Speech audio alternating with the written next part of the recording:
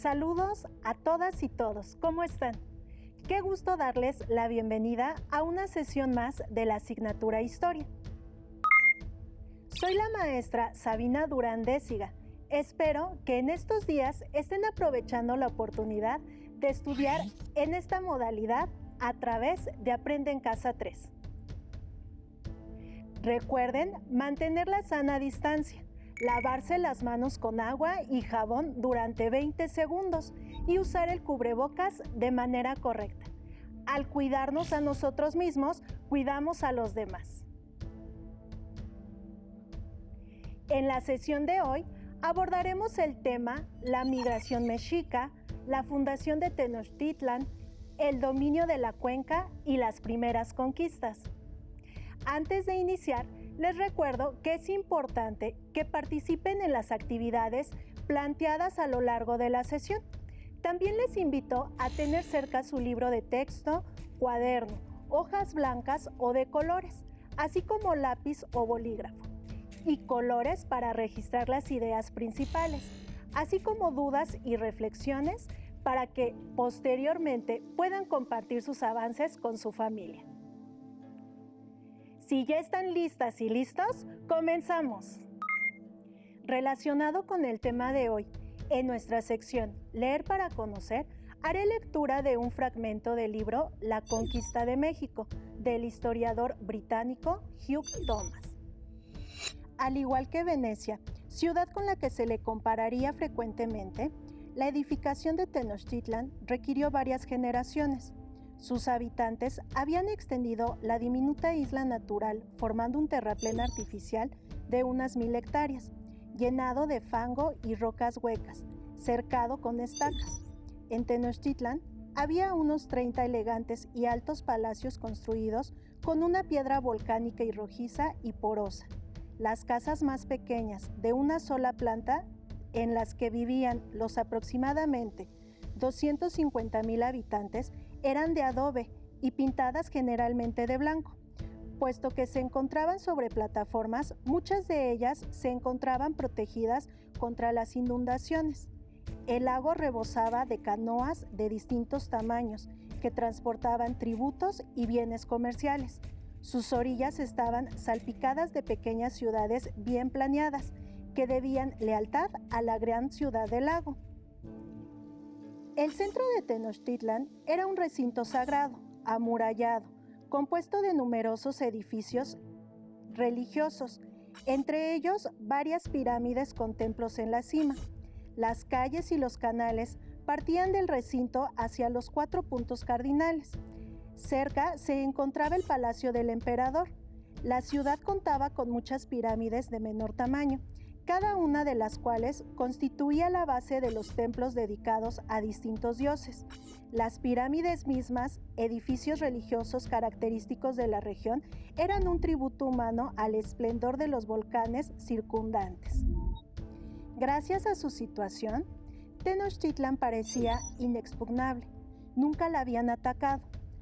Para estar fuera del alcance de cualquier enemigo posible, los mexicas no tenían más que levantar los puentes sobre las 3 vías que conectaban su capital con el continente. Según un poema, ¿quién podrá sitiar Tenochtitlan? ¿Quién podría conmover los cimientos del cielo? Durante 90 años, la seguridad de Tenochtitlan se sostuvo gracias a la alianza con otras 2 ciudades, Tacuba y Texcoco, al oeste y al este del lago respectivamente. Ambas eran satélites de Tenochtitlan. Texcoco, la capital de la cultura, era formidable por derecho propio. Allí se hablaba una elegante versión del idioma del valle, el náhuatl. Los emperadores de México no dominaban únicamente el Valle de México. Más allá de los volcanes y durante las 3 generaciones anteriores, habían establecido al este hasta el Golfo de México. Su dominio se extendía al sur en la costa del Pacífico hasta Xoconoxco, la mejor fuente de plumas verdes tan preciadas del Quetzal. Habían llevado sus ejércitos hacia el este para conquistar las distantes selvas a un mes de caminata. Así pues, Tenochtitlan controlaba 3 zonas distintas: el trópico cerca de los océanos, una zona templada y la región montañosa más allá de los volcanes. De ahí la variedad de productos que podían comprarse en la capital imperial. Hasta aquí la lectura. ¿Qué les pareció? ¿Pudieron imaginar cómo era la ciudad de Tenochtitlan? ¿Cómo se convirtió Tenochtitlan en un imperio? ¿Lograron identificar qué pueblos conformaron alianzas con Tenochtitlan? A lo largo de esta sesión abordaremos las respuestas a estas y otras preguntas. Para comenzar con el estudio de temas como la migración mexica, la fundación de México Tenochtitlan, el dominio de la cuenca y las primeras conquistas, los invito a que me acompañen a ver y escuchar el siguiente video. Al paso del tiempo, el emblema del mito fundacional de Tenochtitlan ha sido símbolo de identidad nacional, vinculando al mexicano con su pasado prehispánico. Estamos parados en la ladera poniente del Cerro de Chapultepec. En este lugar se asentó en el siglo XIII, XIV, un grupo de peregrinos, un grupo trashumante que venía por voz de su Dios buscando el sitio que se le había destinado para su asentamiento final. Se trataba de una piedra y sobre la piedra un nopal, y sobre el nopal se iba a parar un águila que estaría devorando o pájaros o estaría desgarrando plumas en un islote en medio del lago de México.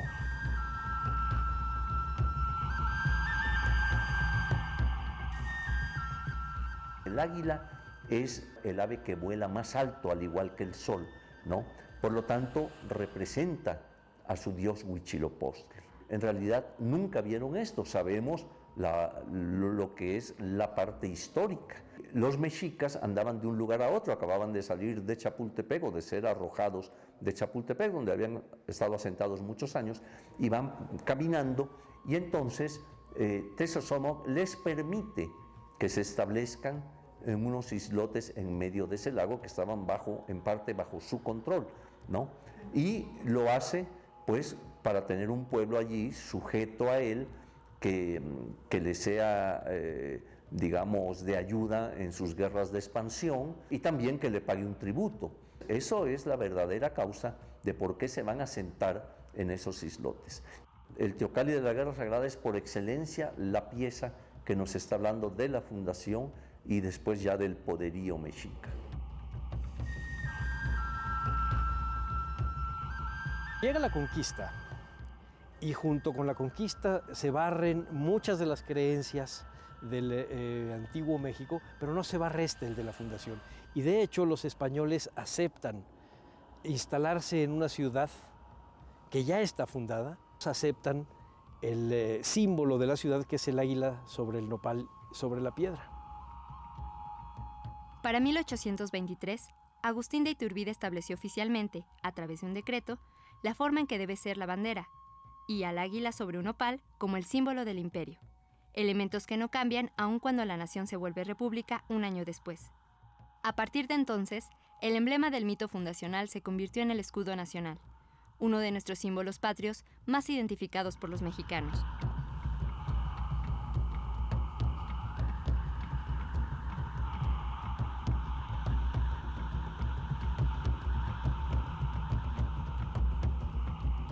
¿Qué les pareció el video? ¿Ya conocían el origen del escudo de nuestra bandera? Como pudieron observar, el mito fundacional de México Tenochtitlan se funde en ciertos momentos con la historia del pueblo mexica y su viaje. Existen múltiples fuentes pictóricas que dan cuenta de los orígenes de los mexicas y que narran el proceso por el que este pueblo pasó hasta llegar a la fundación de México Tenochtitlan. Uno de los más significativos es el Códice Boturini, ya que se trata de un manuscrito en el que se registra la salida de los mexicas desde su antigua tierra llamada Aztlán hasta su llegada al Valle de México, pocos años antes de que se erigiera Tenochtitlan. El códice fue hecho en una tira de amate de un largo de 5.49 metros, dividida en 22 láminas. Pese a que este documento se encuentra incompleto, es considerado uno de los documentos fundacionales de la historia de nuestro país, pues es el documento más temprano de la migración azteca y la versión histórica que retrata es una de las más utilizadas. A continuación, vamos a realizar una actividad, la elaboración de una cronología del mito fundacional de Tenochtitlan. Para esto, necesitarán su cuaderno u hojas blancas y diversos colores. Copien en su cuaderno la información que se presenta en la pantalla. De acuerdo con lo narrado en las láminas, primero el dios Huitzilopochtli ordena a los aztecas abandonar Aztlán, su tierra de origen, y cuyo nombre significa lugar de garzas o lugar de blancura, un sitio misterioso ubicado al norte que obtiene su denominación probablemente ante la abundancia de garzas en las aguas que rodeaban la isla, donde se asentó originalmente este pueblo. Segundo, los aztecas, portando una figura de madera que representaba a Huitzilopochtli, inicia su recorrido atravesando lugares desérticos, acompañados de 7 u 8 barrios provenientes de un poblado cercano, de los que posteriormente se separan.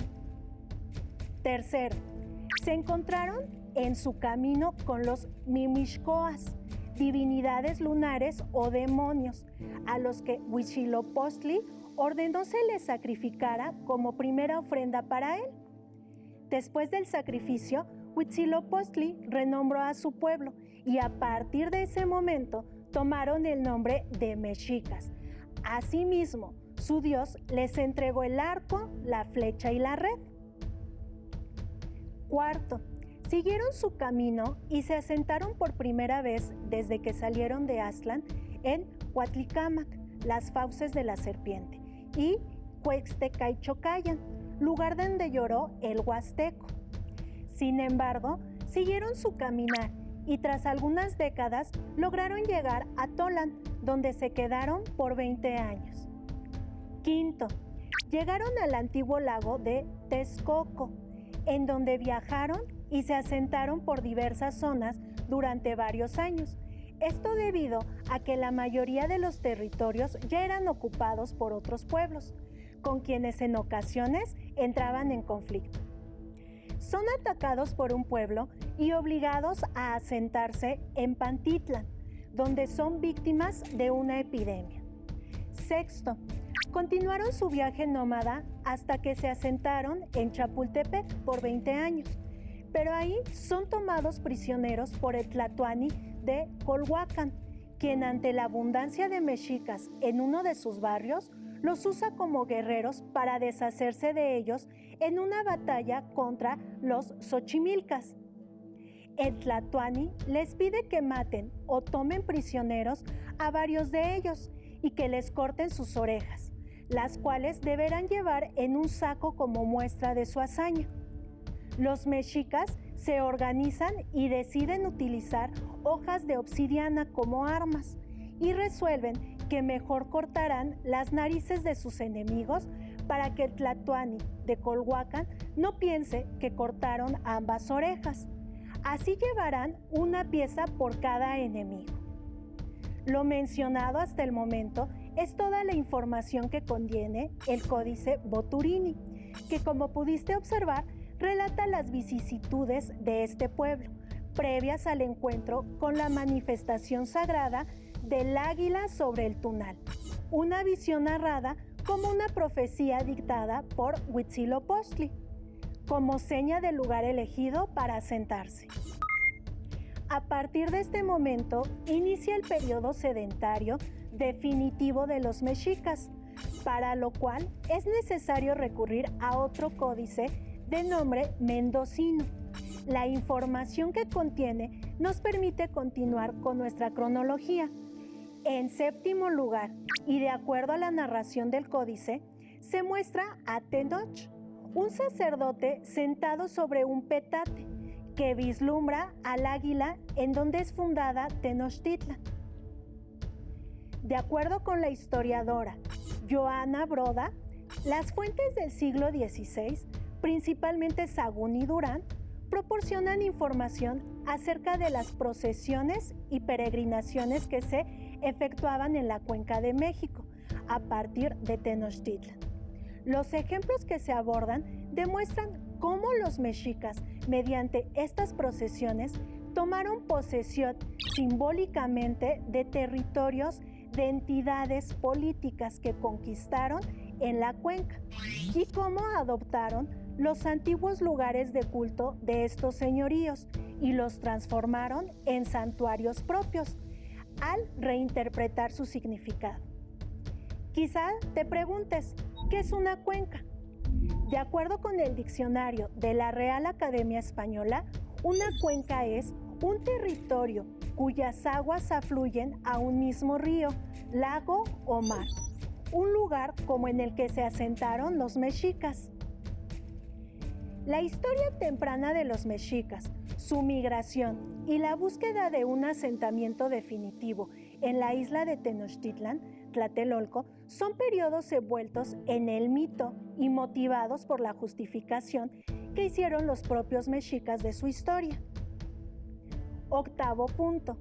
Los orígenes del estado mexica están íntimamente ligados al último estado tepaneca, que en el siglo XIV había expandido su territorio mediante la conquista militar. Según los registros, en 1325 se funda México Tenochtitlan, aún bajo el dominio de estos tepanecas de Azcapotzalco. Hasta que los mexicas lograron relacionarse de manera específica con Colhuacán, otro centro político importante de la parte sur de la Cuenca de México, que se forma una alianza política a la que se refieren de manera simbólica varios mitos que destacan el triunfo del dios Huitzilopochtli sobre los colúas y el ascenso al poder de los mexicas. Noveno. La historia de la expansión de los mexicas inicia en 1428, con su cuarto Tlatoani. Bajo su gobierno se realizó la derrota de Azcapotzalco, apoyado por los ejércitos aliados de Tenochtitlan, Texcoco y Tlacopan. Décimo. Esta victoria marcó el ascenso a la hegemonía de la cuenca de la nueva Confederación de Ciudades-Estado, que se habían liberado del dominio tepaneca. En la segunda mitad del siglo XV, el poder fue acaparado en forma creciente por los mexicas, a costa de sus aliados. Los mitos del origen del pueblo mexica, que relatan su salida de Aztlán o de Chicomostoc, también relatan la migración mexica y su asentamiento definitivo en Tenochtitlan. Por otra parte, mediante la arqueología y la etnohistoria, se ha podido reconstruir que los mexicas, en su expansión sobre la Cuenca de México, al ocupar los territorios de otros grupos étnicos y centros de poder anteriores a ellos, construyeron sus propios santuarios encima de antiguos lugares de culto. Mediante los ritos y procesiones que formaban parte del culto del Estado mexica, estos tomaban posesión del paisaje de la cuenca. Las crónicas y los relatos, desde luego, no dan cuenta de que esos santuarios eran el producto de complejos procesos históricos de conquista y de ocupación del territorio. Para complementar la información, veamos y escuchemos el siguiente video. Los mexicas estuvieron peregrinando por más de 150 años, luego de que, por mandato de su dios Huitzilopochtli, salieron de Aztlán, un lugar mítico en busca de mejores condiciones de vida. El peregrinaje concluyó con la fundación de México Tenochtitlan, un imperio en el que el pago de tributos, los sacrificios humanos y la práctica de la guerra fueron una constante. ¿Cuál fue el modo de pensar de los mexicas y cómo se reflejó en su ejercicio del poder? Veámoslo. Hacia el siglo XIII, los mexicas llegaron a la Cuenca de México. Más de un siglo después, en el año 1325, lograron fundar la ciudad de México Tenochtitlan, en cuyo centro erigieron un templo dedicado a Huitzilopochtli y a Tlaloc. Se asentaron en los islotes de la parte occidental del lago de Texcoco, que estaban en posesión de los tepanecas de Azcapotzalco, a quienes tuvieron que pagar tributo. En los siguientes años, mejoró la posición política de los mexicas. Realizaron matrimonios por conveniencia y combatieron junto con los tepanecas. Tras la muerte del señor de Azcapotzalco, los mexicas no pudieron entenderse con Maxtla, su sucesor, por lo que decidieron unirse a los acolhuas de Texcoco, que estaban en guerra con Azcapotzalco. En 1428 vencieron, y poco tiempo después se conformó la Triple Alianza, integrada por Tlacopan, Texcoco y México Tenochtitlan. De acuerdo con su cosmovisión, esta alianza tenía una estructura en la que a cada integrante le correspondía uno de los 3 niveles del universo: el cielo, la tierra y el inframundo. Los mexicas quedaron a cargo de la dirección militar. Los mexicas afirmaban que el sol había nacido en Teotihuacán gracias al sacrificio de Nanahuatzin, quien se arrojó al fuego para dar vida a un nuevo sol. Y por esta razón, la humanidad había quedado en deuda con él. Creían que, antes de la existencia del actual astro solar, hubo otros 4 soles que fueron arrasados por fuerzas naturales, como el viento y el agua. Temían que el quinto sol también fuera destruido, y para evitarlo, le ofrecían sacrificios a él y a otras deidades. Así, la mayoría de los prisioneros de guerra eran sacrificados en honor de Huitzilopochtli, el sol, extrayéndole su corazón, y su cráneo se pegaba con estuco o pasta de cal para formar el tzompantli, que era una hilera de cabezas. La guerra se hizo una constante, y el número de reinos y señoríos conquistados comenzó a crecer. El trato que se le daba a cada uno dependía de la resistencia presentada. Si se rendían, eran tratados con benevolencia y se respetaba su cultura, su lengua y su autoridad tradicional. Pero, si se resistían, las sanciones eran mayores. Los señoríos conquistados pagaban tributo para la expansión, crecimiento y estabilidad de los mexicas, por lo que recibían ropa, pieles de animales, maíz, frijol, frutos, cacao, conchas, tintes, plumas y oro, entre otros objetos. También tenían que participar en la realización de obras públicas y aportar hombres para la guerra. Así, los mexicas pudieron consolidar rutas comerciales, obtener materias primas, mano de obra, guerreros y prisioneros de guerra, que jugaron un papel fundamental en sus ritos. Las guerras floridas, que eran batallas pactadas entre los pueblos contrincantes, se hacían con el propósito de obtener prisioneros para los sacrificios. La expansión de los mexicas a través de la guerra y el tributo continuó hasta el siglo XVI. Los señoríos que quedaron bajo su dominio se extendieron de costa a costa del país y desde Querétaro hasta Oaxaca. En 1502, el poder mexica comenzó a consolidarse y se encontraba en pleno esplendor cuando entró en contacto con el ejército español. Para los mexicas, la guerra tuvo un papel fundamental, tanto para su economía como para su religión. Al paso del tiempo, más que la expansión territorial, lo que los mexicas lograron con la guerra fue el acceso a bienes, recursos naturales y a la fuerza de trabajo. Gracias a esto, México Tenochtitlan se convirtió en una gran ciudad. ¿Cuál era la importancia de la guerra, el tributo y el sacrificio en la visión del mundo mexica? Como revisamos a lo largo de la sesión, según el mito creacional, los aztecas fueron un pueblo que por mandato del dios Huitzilopochtli salió de Aztlán y con el sacrificio que llevaron a cabo de los Mimixcoas, Huitzilopochtli decidió cambiar su nombre a mexicas. Durante el largo peregrinaje tuvieron que enfrentarse a diversas situaciones, entre ellas al sometimiento de los tepanecas de Azcapotzalco. Fue hasta el año de 1325 que lograron fundar la Ciudad de México Tenochtitlan en algunos de los islotes del lago de Texcoco. Para librarse del sometimiento del señor de Azcapotzalco, Tenochtitlan formó una triple alianza con Texcoco y Tlacopan. La Triple Alianza llegó a dominar la mayor parte de los pueblos de la Cuenca de México. Las fuentes a las que podemos recurrir para estudiar la historia del origen de los mexicas son códices que muy probablemente fueron elaborados por indígenas tiempo después de los hechos relatados y por instrucciones de monjes católicos. Es momento de proponerles un reto. ¿Recuerdan que al comienzo les indiqué que realizarían una cronología? Durante la sesión estuvo apareciendo en la pantalla. Obsérvenla, está integrada por 10 puntos relevantes. Los reto a que esta cronología la conviertan en un códice que se llame como ustedes. Por ejemplo, Códice de Juan. Utilicen una hoja tamaño carta, divídanla horizontalmente por la mitad y recórtenla.